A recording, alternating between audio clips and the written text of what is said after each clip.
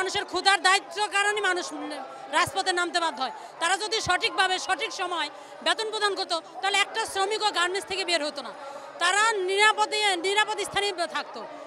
ওনারা শ্রম আইন ভাঙিয়ে ওনারা 20 তারিখ 25 তারিখ চলে যায়, বেতন ঠিক মতো দিতে পারতেছে না।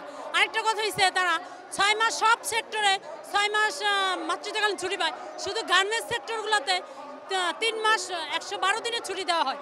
এটা একটা বৈষম্য তৈরি করা, এটা বৈষম্য বিরোধী দেশ চালাবে, কিন্তু বৈষম্য বিরোধী দেশ কই, এটা তো বৈষম্যতা। তারপরে এই সরকার এসে বৈষম্য বিরোধী দেশ চালাবে বলে এই সরকার আসলো।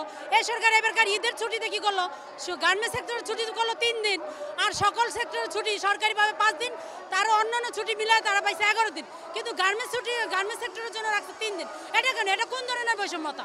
এটাকে একটা শ্রমিকের ন্যায্য পাওনা, এটাও একজন পাবে 11 দিন, একজন পাবে 3 দিন। এটাই নিয়ে আমার একটা দাবি। তারপরে রানা প্লাজার ধ্বংস হয়েছে আজকে 12 বছর, এখন পর্যন্ত ওই শ্রমিকদের পাওনাদি পরিশোধ করা হয় নাই।